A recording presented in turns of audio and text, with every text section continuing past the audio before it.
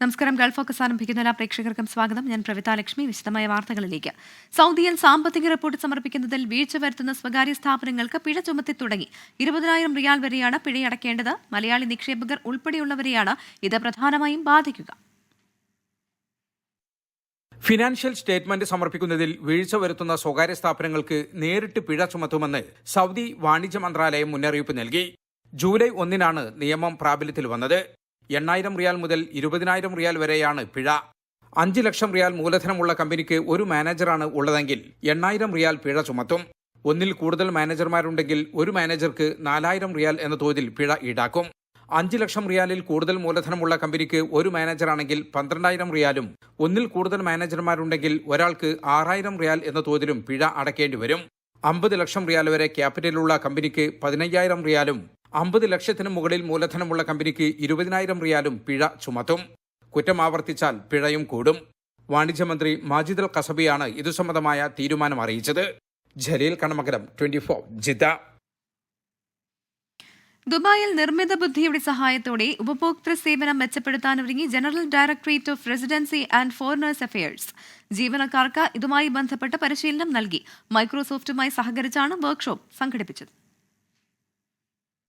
സർക്കാർ നിർദ്ദേശങ്ങൾക്ക് അനുസൃതമായി artificial intelligence സാങ്കേതികവിദ്യയുടെ ഉപയോഗം വേഗത്തിലാക്കുക എന്ന ലക്ഷ്യത്തിന്റെ ഭാഗമായായിരുന്നു വർക്ക്ഷോപ്പ് സംഘടിപ്പിച്ചത്. GDRFA Dubai Director General Lieutenant General Mohammed Ahmed Al Marri, assistant ഡയറക്ടർമാർ, വകുപ്പ് മേധാവികൾ, മുതിർന്ന ഉദ്യോഗസ്ഥർ, ജീവനക്കാർ എന്നിവർ അൽ ജാഫ്രിയിലെ ഡയറക്ടറേറ്റ് ആസ്ഥാനത്ത് നടന്ന പരിശീലന പരിപാടിയിൽ പങ്കെടുത്തു. വകുപ്പിന്റെ പ്രവർത്തനങ്ങളിൽ AI സംയോജിപ്പിക്കുന്നതിൽ നിലവിൽ ഡയറക്ടറേറ്റ് നേടിയ വിജയത്തിന്റെ അടിസ്ഥാനത്തിലാണ് പദ്ധതി രൂപകൽപ്പന ചെയ്തത് എന്ന് GDRFAയിലെ ഡിജിറ്റൽ സേവനങ്ങൾക്കുള്ള deputy assistant director lieutenant colonel Khalid Al Mahid Al Falasi പറഞ്ഞു. AI സാങ്കേതിക വിദ്യകൾ തൊഴിൽ മേഖലയിലെ പ്രകടന നിലവാരം മെച്ചപ്പെടുത്താനും അഡ്മിനിസ്ട്രേറ്റീവ് പ്രക്രിയകൾ കൂടുതൽ മികവാർന്നാക്കാനും കാര്യക്ഷമത വർദ്ധിപ്പിക്കാനും സഹായിക്കുന്നുവെന്നും അദ്ദേഹം കൂട്ടിച്ചേർത്തു. 24 ദുബായ്. ദുബായ് താമസ കുടിയേറ്റ വകുപ്പിന്റെ നേതൃത്വത്തിൽ വയോധികരെ ആദരിച്ചു. ദുബായ് വിമാനത്താവളത്തിലെ ഉദ്യോഗസ്ഥർ ഉൾപ്പെടെ നിരവധി പേർ പങ്കെടുത്തു. ദുബായ് അൽ മംസാറിലുള്ള സീനിയേഴ്സ് ഹാപ്പിനെസ് സെന്ററിലാണ് വ്യത്യസ്തമായ പരിപാടി നടന്നത്. നിങ്ങളുടെ സംതൃപ്തിയാണ് സ്വർഗം എന്ന പേരിലാണ് പരിപാടി നടന്നത്. സമൂഹത്തിലെ പ്രായമായവരുടെ അമൂല്യമായ സംഭാവനകളെ ആദരിക്കാനും അവർക്ക് സന്തോഷം പകരാനും വേണ്ടിയായിരുന്നു പരിപാടി. ദുബായ് വിമാനത്താവളങ്ങളിലെ എമിഗ്രേഷൻ വിഭാഗത്തിലെ ഉന്നത ഉദ്യോഗസ്ഥർ ഉൾപ്പെടെയുള്ളവർ പരിപാടിയിൽ പങ്കെടുത്തു. ജീവിതത്തിൽ പ്രായമായവരുടെ പ്രാധാന്യത്തെക്കുറിച്ച് കൂടുതൽ അവബോധം സൃഷ്ടിക്കാനും പുതുതലമുറയെ പഴയ തലമുറയുമായി ബന്ധിപ്പിക്കാനും അവരിൽ നിന്ന് പഠിക്കാനും ലക്ഷ്യമാക്കിയാണ് ദുബായ് എമിഗ്രേഷൻ വേദി ഒരുക്കിയതെന്ന് അധികൃതർ അറിയിച്ചു. സെന്ററിലെ അന്തേവാസികളുമായി കളിച്ചും വിശേഷം പങ്കുവച്ചും അവർക്ക് വിവിധ സമ്മാനങ്ങൾ നൽകിയുമാണ് അധികൃതർ മടങ്ങിയത്.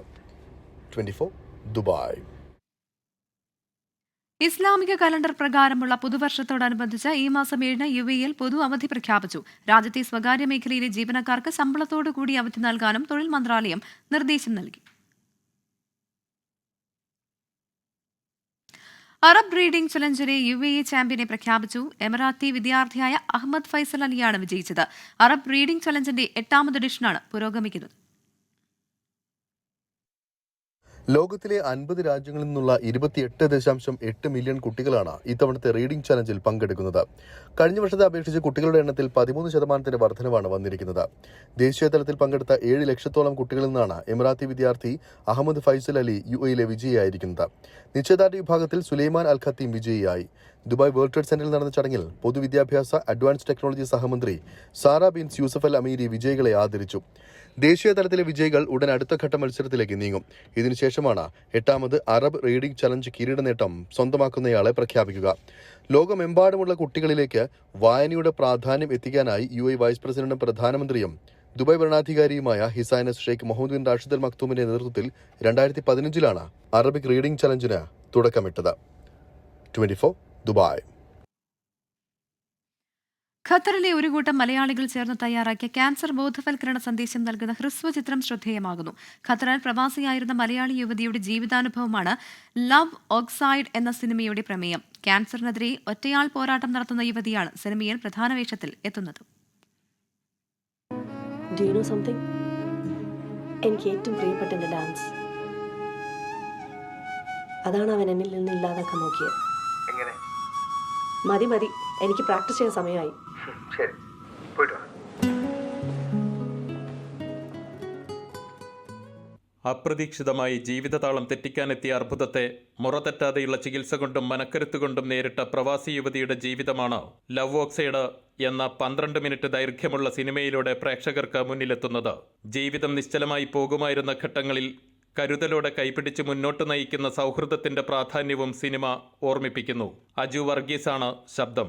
ഖത്തറിൽ പൊതുമേഖലാ സ്ഥാപനത്തിൽ ജോലി ചെയ്യുന്നതിനിടെ അർബുദബാധിതയായ തിരുവനന്തപുരം വർക്കല സ്വദേശിനി രജനി എന്ന യുവതി തന്നെയാണ് ചിത്രത്തിൽ കഥാപാത്രമായി എത്തുന്നത്. ഒട്ടേറെ പരിമിതികൾക്ക് നടുവിലും ഒരേ ദിശയിൽ യാത്ര ചെയ്യുന്ന സൗഹൃദത്തിന്റെ കൂട്ടായ്മയിൽ നിന്നാണ് ഇത്തരമൊരു സിനിമ യാഥാർത്ഥ്യമായതെന്ന് സംവിധായകൻ രതീഷ് ഫ്രെയിം ഹണ്ടർ പറഞ്ഞു. ഞങ്ങളൊരു കൂട്ടം ഫ്രണ്ട്സ് ചേർന്ന് ക്രിയേറ്റ് ചെയ്തൊരു ഷോർട്ട് ഫിലിമാണ് ഇത്. മോറോവർ ടീം എന്നല്ല ഉപരി ഒരു ഫ്രണ്ട്സ് ഞങ്ങളെല്ലാം അവിടെ ചേർന്ന് ചെയ്തതുകൊണ്ട് അതിൻ്റെ ആയിട്ടുള്ള ഒരു സന്തോഷം ഞങ്ങൾക്കുണ്ട്. നൃത്തത്തോടുള്ള അടങ്ങാത്ത അഭിനിവേശം ഉൾപ്പെടെ ജീവിതത്തിലെ നിറങ്ങളെല്ലാം ചോർത്തിക്കളഞ്ഞ രോഗാനുഭവത്തിന്റെ തീഷ്ണതയിൽ നിന്ന് മനക്കരുത്തുകൊണ്ട് രജനി ജീവിതം തിരികെ പിടിക്കുന്നു. തന്റെ പ്രാണനിൽ ഉൾച്ചേർന്ന നൃത്തത്തോടുള്ള അഭിനിവേശം ഉള്ളിലൊതുക്കാതെ വീണ്ടും ഉയിർപ്പായിത്തീരുന്ന രജനിയുടെ ജീവിതം പ്രതീക്ഷയറ്റവർക്കുള്ള അതിജീവനത്തിന്റെ സന്ദേശമാണ്.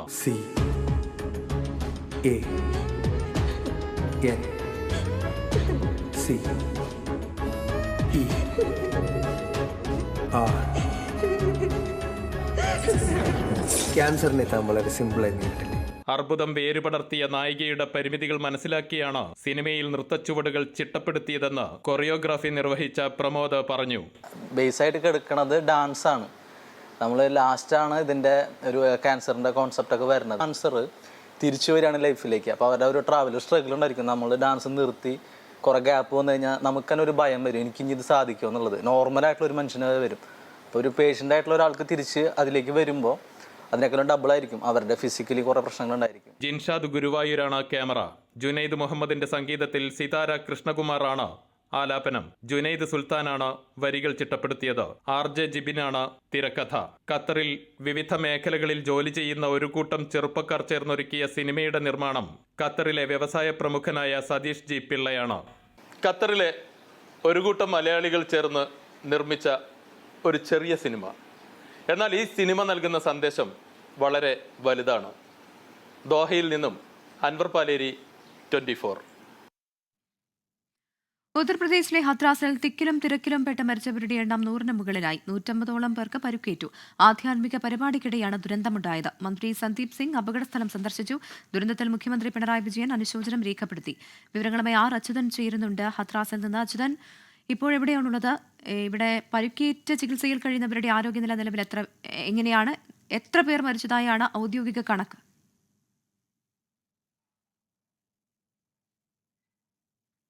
പ്രവിത, ഞാനിപ്പോൾ ഉള്ളത് ഈ ഹത്രാസിൽ, ഈ അപകടം നടന്ന സ്ഥലത്ത് നിന്ന് ഈ അപകടബാധിതരെ എത്തിച്ച അടുത്തുള്ള ആശുപത്രിയായ ട്രോമ സെൻറ്റർ, സിക്കന്ദര റാവുവിലെ ട്രോമ സെൻറ്ററിന് മുൻപിലാണുള്ളത്. ഇവിടെയാണ് ആദ്യമായി ഈ അപകടത്തിൽപ്പെട്ടവരെ വേഗത്തിൽ നാട്ടുകാർ ഇവിടേക്ക് എത്തിച്ചത്. ഇവിടെ നിന്നിട്ടാണ് പിന്നീട് ഈ പല ആളുകളെയും, ഗുരുതരമായി പരിക്കേറ്റവരെയും അതുപോലെ തന്നെ മരണപ്പെട്ടവരെയും ഹത്രാസിലെയും അലിഗഡിലെയും മറ്റ് ആശുപത്രികളിലേക്ക്, അത്യാധുനിക സംവിധാനമുള്ള മറ്റ് ആശുപത്രികളിലേക്ക് കൊണ്ടുപോകുന്നത്. നിലവിൽ ഇതാണ് ആ പ്രാഥമികമായിട്ടുള്ള കേന്ദ്രം. ഇവിടെയായിരുന്നു കൊണ്ടുവന്നത്. നിലവിൽ ഒരുപാട് പോലീസ് സംഘങ്ങൾ ഇവിടെ നിലയുറപ്പിച്ചിട്ടുണ്ട്. നാളെ രാവിലെ 9:30-ന് ഉത്തർപ്രദേശ് മുഖ്യമന്ത്രി യോഗി ആദിത്യനാഥ് സംഭവസ്ഥലം സന്ദർശിക്കും. ശേഷം ഈ ആശുപത്രിയും സന്ദർശിക്കുമെന്ന് അറിയിച്ചിട്ടുണ്ട്. പക്ഷേ നിലവിൽ പല ആശുപത്രികളിലായാണ് മൃതശരീരങ്ങൾ സൂക്ഷിച്ചിരിക്കുന്നത്. ഒപ്പം പരിക്കേറ്റവർ ഇപ്പോൾ ചികിത്സ തേടിയിരിക്കുന്നതും പല ആശുപത്രികളിലായിട്ടാണ്. പക്ഷേ ആദ്യമായി ഇവരെ കൊണ്ടുവന്ന ആശുപത്രിയാണ് ഈ സിക്കന്ദര റാവുവിലെ ട്രോമ സെൻറ്റർ. ലഭിക്കുന്ന വിവരങ്ങൾ അനുസരിച്ച് ഏതാണ്ട് 116 പേർ ഈ അപകടത്തിൽ മരണപ്പെട്ടതായാണ് വിവരങ്ങൾ. പക്ഷേ ഇത് സംബന്ധിച്ചുള്ള ഒരു ഔദ്യോഗിക സ്ഥിരീകരണം സർക്കാരിൻ്റെ ഭാഗത്തുനിന്നുണ്ടായില്ല. അതിനുള്ള കാരണം പല ആശുപത്രികളിലായി ഈ മൃതദേഹങ്ങൾ സൂക്ഷിച്ചിരിക്കുന്നുണ്ട്. ഒപ്പം തന്നെ മറ്റ് മരണങ്ങൾ സ്ഥിരീകരിച്ച പല ഇടങ്ങളുണ്ട്. അപ്പോൾ എല്ലാം കൂടി ചിട്ടപ്പെടുത്തിയ ശേഷമായിരിക്കും അത്തരമൊരു ഔദ്യോഗിക സ്ഥിരീകരണം സർക്കാരിൻ്റെ ഭാഗത്തു നിന്ന് ഉണ്ടാവുക. 150-ലേറെ പേർക്കാണ് പരിക്കേറ്റത്. പരിക്കേറ്റവരിൽ ഒരുപാട് സ്ത്രീകളും കുട്ടികളും ഉൾപ്പെടുന്നു എന്നുള്ള വിവരങ്ങളാണ്. അതിൽ ഒരുപാട് പേരുടെ നില ഗുരുതരമായി തുടരുന്നു എന്നുള്ളത് കൂടി ലഭിക്കുന്നുണ്ട്. എന്തായാലും നാളെ സ്ഥിതിഗതികൾ നേരിട്ട് വിലയിരുത്താനാണ് മുഖ്യമന്ത്രി എത്തുന്നത്. ഒപ്പം തന്നെ NDRF NDRF സംഘം ഈ അപകടം നടന്ന സ്ഥലം വിശദമായി പരിശോധിക്കുകയും ഒപ്പം തന്നെ ഈ ആശുപത്രി സന്ദർശിക്കുകയും ചെയ്തിട്ടുണ്ട്. അവരുടെ നേതൃത്വത്തിലും ഒരു അന്വേഷണം പുരോഗമിക്കുന്നുണ്ട്. മുഖ്യമന്ത്രി തന്നെ ഒരു സംഘത്തെയും ഇതുമായി ബന്ധപ്പെട്ട് രൂപീകരിച്ചിട്ടുണ്ട്. ഏത് കാരണത്താലാണ് ഇത്തരം വലിയൊരു അപകടത്തിലേക്ക് കാര്യങ്ങൾ എത്തിയത് എന്നടക്കമുള്ള കാര്യങ്ങൾ അത് പരിശോധിക്കും. കാരണം ഈ ഭോലെ ബാബ എന്ന് പറയുന്ന ആൾ ദൈവം അദ്ദേഹം നടത്തിയ പരിപാടിയാണ് ഇത്തരമൊരു അപകടത്തിൽ ചെന്ന് കലാശിച്ചത്. അദ്ദേഹം പുറപ്പെട്ട ശേഷം ആ മണ്ണ് ശേഖരിക്കുന്നതിനായാണ് ആളുകൾ തിരക്ക് കൂട്ടി ആ വാഹനത്തിനരികിലേക്ക് പാഞ്ഞെടുത്തതും അത് വലിയ രീതിയിലുള്ള ഒരു അപകടത്തിലേക്ക് ചെന്ന് കലാശിച്ചതും നമ്മൾ ആ സംഭവ സ്ഥലം നേരത്തെ കണ്ടതാണ്. ആ മേഖലയിലാകെ ഒരു ചതുപ്പ് നിറഞ്ഞ ഭൂമിയാണ്. മഴ തുടരുന്ന സാഹചര്യമായതുകൊണ്ട് തന്നെ പലയിടങ്ങളും ഒരു ചെളി തളം കെട്ടി നിന്ന സ്ഥലങ്ങളാണ്. അപ്പോൾ അവിടേക്കാണ് ആളുകൾ ഓരോരുത്തരായി വീഴുന്നതും അവരുടെ മുകളിലേക്ക് വീണ്ടും ആളുകൾ വീഴുന്നതോടെ അപകടത്തിൻ്റെ വ്യാപ്തി അത് വർദ്ധിക്കുകയായിരുന്നു. മണിക്കൂറുകൾ 2-3 മണിക്കൂറുകൾ കൊണ്ടാണ് മരണസംഖ്യ കുത്തനെ ഉയർന്നത്. എന്തായാലും സംഭവസ്ഥലം സന്ദർശിക്കുമ്പോൾ തന്നെ അപകടത്തിൻ്റെ തീവ്രത അത് എത്രത്തോളമാണെന്ന് മനസ്സിലാകും. 116 പേർ മരണപ്പെട്ടതായാണ് നിലവിൽ കണക്കുകൾ പുറത്തു വരുന്നത്. എന്തായാലും ഇതുമായി ബന്ധപ്പെട്ടുള്ള ഔദ്യോഗിക സ്ഥിരീകരണങ്ങൾ സർക്കാരിൻ്റെ ഭാഗത്തു നിന്ന് വരുന്ന മണിക്കൂറുകളിൽ തന്നെ ഉണ്ടാകുമെന്നാണ് പ്രതീക്ഷിക്കുന്നത്. പ്രവിധ. അച്യുതൻ, ഈ അപകടം നടന്നത് വൈകിട്ടാണ്. ഇവിടെ നിന്ന് എല്ലാവരുടെയും മൃതദേഹങ്ങൾ വീണ്ടെടുക്കാനായിട്ടുണ്ടോ?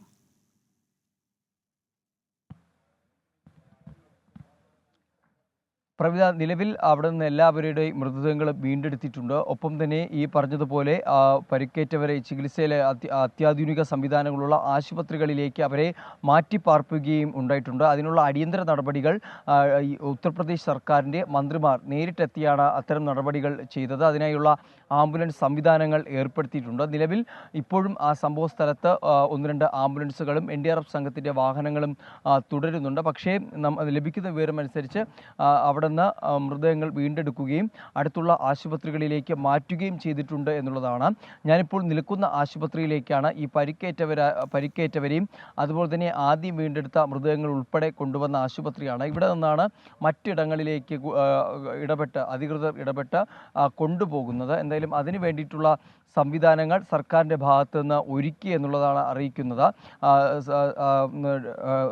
ഉത്തർപ്രദേശ് മന്ത്രിമാരായിട്ടുള്ള 2 പേരാണ് ഇതിൻ്റെ ഏകോപനത്തിനായി മുഖ്യമന്ത്രി നിയോഗിച്ചിരിക്കുന്നത്. അവരുടെ നേതൃത്വത്തിൽ അടിയന്തരമായ സഹായങ്ങൾ, ഇടപെടലുകൾ എല്ലാം അവരുടെ മേൽനോട്ടത്തിലായിരിക്കും നടക്കുക. നാളെ 9:30 യോഗി ആദിത്യനാഥും ഇവിടം സന്ദർശിച്ച് കാര്യങ്ങൾ നേരിട്ട് വിലയിരുത്തും. ഒരു ഗൗരവകരമായ വിഷയമായി തന്നെയാണ് എടുത്തിരിക്കുന്നത്. 3 ലക്ഷം ആളുകളാണ് ആ പരിപാടിയിൽ പങ്കെടുത്തത്. അതിൽ കൃത്യമായ തിരക്ക് നിയന്ത്രിക്കുന്നതിനുള്ള കൃത്യമായ ക്രമീകരണങ്ങൾ ഉണ്ടായിരുന്നില്ല എന്നുള്ള ആരോപണം ശക്തമായി തന്നെ ഉയരുന്നുണ്ട്. പോലീസിൻ്റെ വിന്യാസവും കുറവായിരുന്നു. ആ ഒരു കാരണത്താലാണ് ഈ ഭോലെ ബാബ പുറപ്പെട്ടതിന് പിന്നാലെ ഈ നിയന്ത്രണാതീതമായുള്ള ഒരു തിരക്ക് അനുഭവപ്പെടുന്നതും അത് വലിയ രീതിയിലുള്ള അപകടങ്ങളിലേക്ക് കലാശിച്ചതും. എന്തായാലും അതെല്ലാം സംബന്ധിച്ചുള്ള ഈ അപകടം എങ്ങനെ ഉണ്ടായി, ആരുടെയൊക്കെ അശ്രദ്ധയാണ് ഇതിന് പിന്നിലുള്ളത് എന്നുള്ള അടക്കമുള്ള കാര്യങ്ങൾ പരിശോധിക്കുവാൻ കൂടിയാണ് ഒരു സംഘത്തെ ഇപ്പോൾ സർക്കാർ ഇതിനായി രൂപീകരിച്ചിരിക്കുന്നത്. പ്രവിധ. അതോടൊപ്പം ഈ ഭോലെ ബാബ ആരാണെന്ന് നമുക്കത്ര പരിചിതമായിട്ടുള്ള ഒരു പേരല്ലല്ലോ. ഇയാളെക്കുറിച്ച് കൂടുതൽ വിവരങ്ങൾ ലഭ്യമാകുന്നുണ്ടോ? ഒരാൾ ദൈവമാണെന്നാണ് മനസ്സിലാക്കുന്നത്. അതൊരു ആത്മീയ ഗുരുവാണോ? എന്താണ് അവിടെ നിന്ന് നമുക്ക് ലഭിക്കുന്ന വിവരം? പ്രവിധ, ഈ ഭോലെ ബാബ എന്ന് പറയുന്ന ആൾ ദൈവം അദ്ദേഹം മുമ്പ് ഒരു IB ഉദ്യോഗസ്ഥനായിരുന്നു എന്നാണ് അദ്ദേഹം തന്നെ അവകാശപ്പെടുന്നത്. അതിനുശേഷം ആ ജോലി ഉപേക്ഷിച്ചുകൊണ്ടാണ് ഈ ഇത്തരത്തിൽ ആൾ ദൈവം എന്ന നിലയിലേക്ക് മാറുന്നത്. അതിനുശേഷം ഒരുപാട് മതപ്രഭാഷണങ്ങൾ അദ്ദേഹം നടത്തിയിരുന്നു. ഈ കോവിഡ് കാലത്ത് അദ്ദേഹം മതപ്രഭാഷണങ്ങൾ ഇത്തരത്തിൽ സംഘടിപ്പിക്കുകയും അതിൽ വലിയ രീതിയിലുള്ള ജനക്കൂട്ടം ജനപങ്കാളിത്തം ഉണ്ടാവുകയും അതന്ന് വലിയ ശ്രദ്ധകൾ പിടിച്ചുപറ്റിയിരുന്നു. അദ്ദേഹം അതോടുകൂടിയാണ് ഈ പറഞ്ഞ രീതിയിൽ ഒരു ഫേമസ് ആകുന്നത്. അതായത് അദ്ദേഹത്തെ അറിയപ്പെടുന്നത് ആ സംഭവത്തോടു കൂടിയാണ്. അതിനുശേഷം പലയിടങ്ങളിലും ഇദ്ദേഹം പരിപാടികൾ സംസ്ഥാനങ്ങളിൽ സംഘടിപ്പിക്കാറുണ്ട്. ഛത്തീസ്ഗഡിൽ, ഹരിയാനയിൽ, പഞ്ചാബിൽ, അതുപോലെ തന്നെ ഞാൻ നിൽക്കുന്ന ഉത്തർപ്രദേശിലായിരുന്നാലും നിരവധി മതപ്രഭാഷണങ്ങൾ അദ്ദേഹത്തിൻ്റെ നേതൃത്വത്തിൽ സംഘടിപ്പിച്ചിരുന്നു. അത്തരത്തിലൊന്നായിരുന്നു ഈ ഹത്രസിലും നടത്തിയിരുന്നത്. ഈ മുഗൾ ഗാർഹി എന്ന് പറയുന്ന ഗ്രാമത്തിൽ നടത്തിയിരുന്നത്. ഒരു ഏക്കർ കണക്കുള്ള ഒരു ഭൂമിയിലായിരുന്നു അദ്ദേഹം ഈ പരിപാടിക്കായി വേദി നിശ്ചയിച്ചതും അവിടെ അദ്ദേഹത്തിൻ്റെ നേതൃത്വത്തിൽ ഈ മതപ്രഭാഷണം നടന്നത്. അതിനുശേഷമാണ് ഈ മതപ്രഭാഷണം കഴിഞ്ഞ് അദ്ദേഹം മടങ്ങുന്ന വഴിക്ക് അദ്ദേഹം സഞ്ചരിച്ച പാതയിലെ മണ്ണ് ശേഖരിക്കുന്നതിനായിരുന്നു ഈ ജനക്കൂട്ടം തിരക്കിട്ട് അവിടേക്ക് പാഞ്ഞെടുത്തത്. എന്തായാലും അതാണൊരു അപകടത്തിലേക്ക് നയിച്ചതിൻ്റെ പ്രാഥമിക കാരണമായി വിലയിരുത്തുന്നത്. കാരണം ആ വിശ്വാസത്തിനപ്പുറത്തേക്ക് മാറിക്കൊണ്ട് അതൊരു അപകടത്തിലേക്ക് ചെന്ന് കലാശിക്കുകയാണ് ഉണ്ടായത്. നിലവിൽ 3 ലക്ഷം ആളുകൾ ആ വേദിയിൽ ഉണ്ടായിരുന്നു എന്നുള്ള കണക്കുകളാണ് സർക്കാരിൻ്റെ വൃത്തങ്ങളിൽ നിന്നും ലഭിക്കുന്നത്. ആ 3 ലക്ഷം ആളുകളിൽ ഭൂരിഭാഗം പേരും പാഞ്ഞെടുത്തതോടുകൂടിയാണ് ഈ അപകട തീവ്രത വർദ്ധിക്കുന്നതും ആ തീവ്രത വർദ്ധിച്ചുകൊണ്ട് ഈ 100-ലധികം ആളുകളുടെ മരണത്തിന് ഇടയാക്കിയത്. നിലവിൽ ഇപ്പോൾ ചികിത്സയിൽ കഴിയുന്നവരുടെയും ചിലരുടെ നില ഗുരുതരമായി തന്നെ തുടരുന്നുണ്ട്. അതും ആശങ്ക ഉയർത്തുന്ന ഒന്നാണ്. എന്തായാലും അടിയന്തര സഹായങ്ങൾ വേണ്ട ചികിത്സ നൽകുവാനുള്ള നിർദ്ദേശങ്ങളെല്ലാം സർക്കാരിൻ്റെ ഭാഗത്തുനിന്ന് ഇതിനോടകം സ്വീകരിച്ചു കഴിഞ്ഞിട്ടുണ്ട്. മനസ്സിലാക്കുന്ന വിവരങ്ങൾ പ്രകാരം ഇതിനു വേണ്ടിയിട്ടുള്ള എല്ലാത്തരം ക്രമീകരണങ്ങളും ആശുപത്രികളിലും സ്വീകരിച്ചിട്ടുണ്ട് എന്നുള്ളതാണ്. 24 മണിക്കൂറും എല്ലാ ആശുപത്രികളിലും ആംബുലൻസ് സേവനമടക്കം ലഭ്യമാക്കുവാനുള്ള നിർദ്ദേശങ്ങളും സർക്കാരിൻ്റെ ഭാഗത്തുനിന്ന് ഉണ്ടായിട്ടുണ്ട്. ഈ അപകടബാധിതർ ഏത് സമയത്താണ് ആശുപത്രിയിൽ എത്തുന്നത് അവർക്ക് മുൻഗണന നൽകിക്കൊണ്ട് വേണ്ട നടപടികൾ ആശുപത്രി തന്നെ നേരിട്ട് സ്വീകരിക്കണം എന്നുകൂടി നിർദ്ദേശങ്ങൾ ഇതുമായി ബന്ധപ്പെട്ട് നൽകിയിട്ടുണ്ട്. അത്തരം നടപടികൾ ഒരു ഭാഗത്ത് പുരോഗമിക്കുന്നു. ഇനി അറിയേണ്ടത് ഈ അപകടത്തിലേക്ക് നയിച്ച കാരണങ്ങൾ ഏതൊക്കെയാണ്, ആരുടെ പിഴവാണ് ഇതിന് പിന്നിലുണ്ടായത് എന്നടക്കമുള്ള കാര്യങ്ങളാണ് ഇനി പുറത്തു വരേണ്ടത്. പ്രവിധ. അതോടൊപ്പം ഇപ്പോൾ അച്യുതൻ സൂചിപ്പിച്ചതനുസരിച്ചാണെങ്കിൽ വിവിധ സംസ്ഥാനങ്ങളിൽ ഈ ഭോലെ ബാബയ്ക്ക് അനുയായികളുണ്ട്.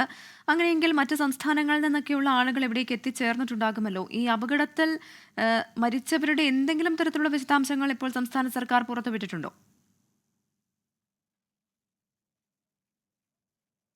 പ്രവിധ, അത്തരത്തിലുള്ള സ്ഥിരീകരണങ്ങളൊന്നും ഉണ്ടായിട്ടില്ല. കാരണം പലരെയും ഇതുവരെയും തിരിച്ചറിയാൻ കഴിഞ്ഞിട്ടില്ല എന്നുള്ളതാണ് നേരത്തെ നമുക്ക് മനസ്സിലാക്കാൻ കഴിഞ്ഞത്. പല ആളുകൾ ഇപ്പോഴും ഈ സംഭവ സ്ഥലത്ത് തുടരുന്നുണ്ട്. അതായത് അവരുടെ വേണ്ടപ്പെട്ടവരെ കാണാനില്ല എന്ന് പറഞ്ഞുകൊണ്ട് പലരും ഇപ്പോഴും ആ സംഭവ സ്ഥലത്ത് തുടരുന്നുണ്ട്. അപ്പോൾ ഇതിൽ കൃത്യമായ ഒരു ഐഡൻറ്റിഫിക്കേഷനിലേക്ക് കടന്നിട്ടില്ല, ആ തിരിച്ചറിയലിലേക്ക് സർക്കാരും കടന്നിട്ടില്ല. നിലവിൽ ഇപ്പോൾ പ്രാഥമിക പരിഗണന കൊടുത്തിരിക്കുന്നത് ഈ ചികിത്സയിലുള്ളവർക്ക് വേണ്ട അടിയന്തരമായിട്ടുള്ള ഇടപെടൽ അത് സർക്കാരിൻ്റെ ഭാഗത്ത് നടക്കുന്നുണ്ട്. ഒപ്പം തന്നെ ഈ പറഞ്ഞതുപോലെ മൃതദേഹങ്ങൾ ഇനി തിരിച്ചറിയുക എന്നുള്ളതാണ് അടുത്ത മുന്നിലുള്ള കാര്യം. അത് തിരിച്ചറിഞ്ഞുകൊണ്ട് മൃതദേഹങ്ങൾ വിട്ടു നൽകുക. അതുമായി ബന്ധപ്പെട്ടുള്ള കാര്യങ്ങൾ നാളെ തുടങ്ങും എന്നുള്ള വിവരമാണ് ലഭിക്കുന്നത്. ഇന്നിപ്പോൾ സമയം ഇത്രയേറെ വൈകിയത് കൊണ്ട് തന്നെ ചികിത്സയിലിരിക്കുന്നവർക്ക് പ്രാധാന്യം നൽകിക്കൊണ്ട് അത്തരം നീക്കങ്ങളിലേക്ക് കടക്കാനാണ് ഇപ്പോൾ തീരുമാനിച്ചിരിക്കുന്നത്. എന്തായാലും നമുക്ക് ലഭിക്കുന്ന വിവരം അനുസരിച്ച് നാളെയോടുകൂടി തന്നെ അതുമായി ബന്ധപ്പെട്ട്, അതായത് എത്ര ആളുകളാണ് കൃത്യമായി മരിച്ചത്, അതുപോലെ തന്നെ ആരൊക്കെ ഏതൊക്കെ സംസ്ഥാനങ്ങളിൽ നിന്ന് എന്നടക്കമുള്ള കാര്യങ്ങളിൽ ഒരു സർക്കാരിൻ്റെ ഭാഗത്തു നിന്നുള്ള സ്ഥിരീകരണം അത് നാളെ ലഭിക്കുമെന്നാണ് പ്രതീക്ഷിക്കുന്നത്. പ്രവിധ. അച്യുതനാണ് വിവരങ്ങൾ നൽകിയത്. ഉത്തർപ്രദേശിലെ ഹത്രാസിൽ തിക്കിലും തിരക്കിലും പെട്ട് മരിച്ചവരുടെ എണ്ണം 100-ന് മുകളിലായി. 150ഓളം പേർക്ക് പരുക്കേറ്റിട്ടുണ്ട്. 3 ലക്ഷത്തോളം പേർ പങ്കെടുത്ത പരിപാടിയിലാണ് ഇത്തരമൊരു അപകടമുണ്ടായത്. ആധ്യാത്മിക പരിപാടിക്കിടെയാണ് ദുരന്തമുണ്ടായത്. മന്ത്രി സന്ദീപ് സിംഗ് ഉൾപ്പെടെയുള്ള സംഘം സംഭവ സ്ഥലത്തെത്തി സന്ദർശിച്ചിട്ടുണ്ട്. ദുരന്തത്തിൽ മുഖ്യമന്ത്രി പിണറായി വിജയൻ അനുശോചനം രേഖപ്പെടുത്തിയിട്ടുണ്ട്. അച്യുതൻ ഹത്രാസിൽ നിന്ന് ചേരുകയാണ് ഒരിക്കൽ കൂടി. അച്യുതൻ, ഇനി അറിയാനുള്ളത് ഈ അപകടം എങ്ങനെ നടന്നു എന്നുള്ളതാണ്. ഇപ്പോൾ അതിലൊരു നിഗമനം മാത്രമാണ് ഉള്ളത്. പോലീസ് ഇതിനെപ്പറ്റി എന്താണ് വിശദീകരിക്കുന്നത്? ഉത്തർപ്രദേശ് സർക്കാർ ഇതുമായി ബന്ധപ്പെട്ട ഔദ്യോഗിക സ്ഥിരീകരണം നൽകുന്നുണ്ടോ?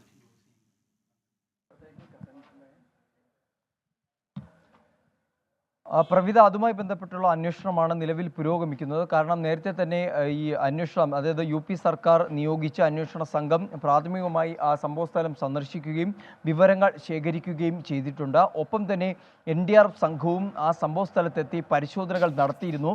എന്തുകൊണ്ടാണ് ഇത്തരമൊരു അപകടം, അതായത് ഒരു തുറന്ന ഒരു ഭൂമിയിലാണ് ഇത്തരത്തിലുള്ളൊരു അപകടം നടന്നത്. മാത്രമല്ല ഈ ചതിപ്പ് നിറഞ്ഞ ഒരു ഇടമായതുകൊണ്ട് തന്നെ അതുതന്നെയാണ് ഈ അപകടത്തിൻ്റെ തീവ്രത വർദ്ധിപ്പിച്ചത്. കാരണം ആ ചെളി നിറഞ്ഞ മണ്ണിൽ പല ആളുകളും ആ ചതിപ്പിൽപ്പെട്ട് ശ്വാസം മുട്ടുകയായിരുന്നു. നമുക്ക് ദൃശ്യങ്ങളിൽ കാണാം. ഇതാണ് ആശുപത്രിയുടെ ഉൾവശം. ഇവിടേക്ക് നമുക്ക് ആ ദൃശ്യങ്ങളിൽ കാണാം ഈ ചെളി പുരണ്ട സ്ട്രക്ചറുകളാണ് ഈ കാണുന്നത്. കാരണം ആ ചെളി നിറഞ്ഞ ആ ഇടത്തിൽ നിന്ന് ആളുകളെ വേഗത്തിൽ നാട്ടുകാർ ഇവിടേക്ക് എത്തിക്കുകയായിരുന്നു.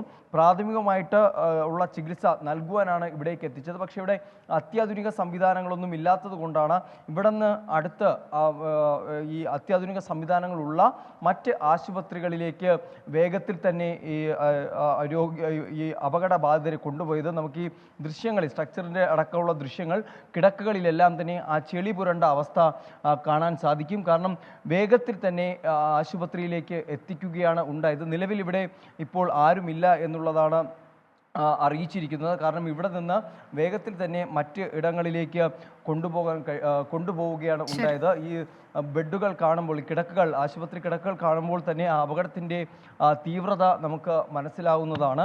എന്തായാലും അതുമായി ബന്ധപ്പെട്ട് നേരത്തെ പ്രവിധ സൂചിപ്പിച്ചതുപോലെ തന്നെ എന്തുകൊണ്ടാണ് ഈ ഒരു അപകടം ഉണ്ടായത്, ആരുടെ ഭാഗത്തൊക്കെയാണ് വീഴ്ച ഉണ്ടായത് എന്നുള്ള സംബന്ധിച്ചുള്ള കാര്യങ്ങൾ ഇനി പുറത്തു വരേണ്ടതുണ്ട്. കാരണം ഈ തുറന്ന ഇടത്ത് ഇത്രയും 3 ലക്ഷത്തോളം ആളുകൾ പങ്കെടുക്കുമ്പോൾ സ്വാഭാവികമായും അതിനനുസരിച്ചുള്ള ക്രമീകരണങ്ങൾ ഏർപ്പെടുത്തേണ്ടതുണ്ട്. അത് ഈ പരിപാടി സംഘടിപ്പിച്ച, മതപ്രഭാഷണം സംഘടിപ്പിച്ച ആ വ്യക്തികൾ അത് സ്വീകരിച്ചിരുന്നോ എന്നുള്ളത് ഇനി പുറത്തു വരേണ്ടതുണ്ട്. ഇനി സ്വീകരിച്ചില്ല എങ്കിൽ ആരുടെ ഭാഗത്താണ് വീഴ്ച ഉണ്ടായത് എന്നടക്കമുള്ള കാര്യങ്ങൾ പരിശോധിക്കപ്പെടേണ്ടതാണ്. പ്രവിധ. ശരി, ആർ അച്യുതനാണ് വിശദമായ വിവരങ്ങൾ ഹത്രാസിൽ നിന്ന് നൽകിയത്. മറ്റൊരു വാർത്തയിലേക്ക്. BJP തൃശൂർ ജില്ലാ പ്രസിഡന്റ് KK അനീഷ് കുമാർ സ്ഥിരം കുറ്റവാളി എന്ന പോലീസ് റിപ്പോർട്ട്. അനീഷ് കുമാറിനെതിരെ 107 വകുപ്പ് ചുമത്തി തൃശൂർ ഈസ്റ്റ് പോലീസ് കേസെടുത്തു. പോലീസ് നടപടിക്കെതിരെ BJP നേതൃത്വം രംഗത്തെത്തി. സൂരജ് സജി തൃശൂരിൽ നിന്ന് ചേരുന്നുണ്ട്. സൂരജ്, പോലീസിന്റെ ഈ കണ്ടെത്തൽ എന്തൊക്കെയാണ് പറയുന്നത്?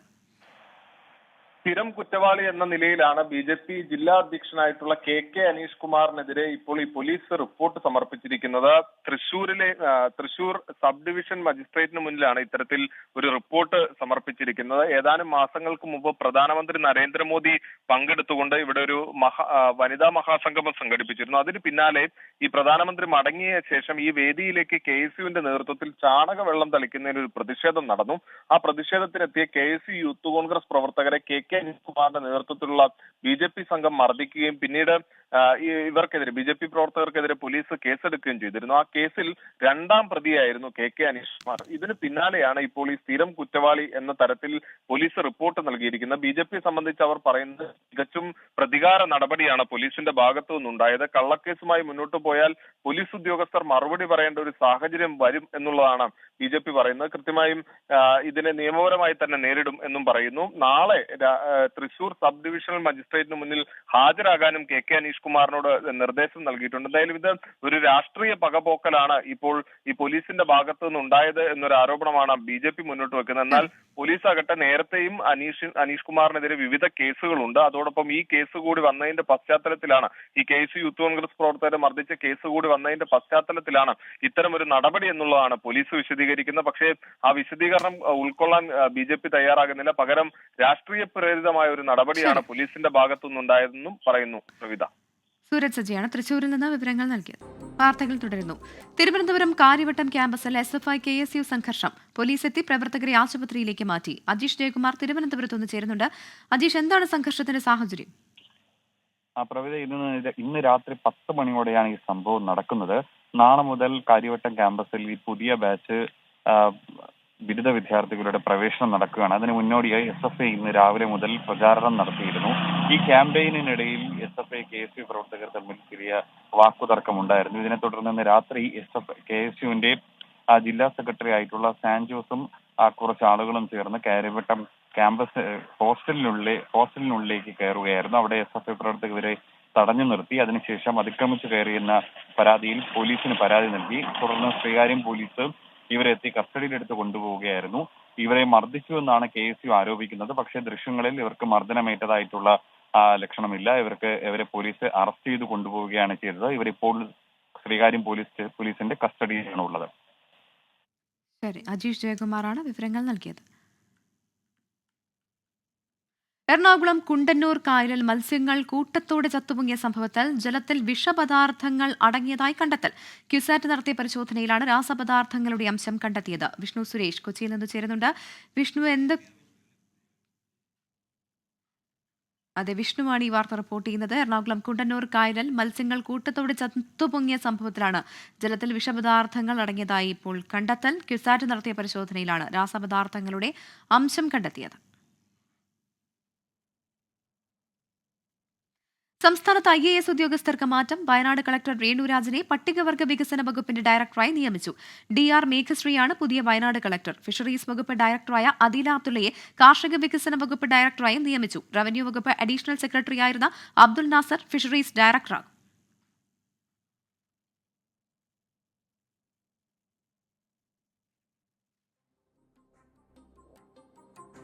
ഗൾഫ് ഫോക്കസ് പൂർണ്ണമാകുന്നു. Good night.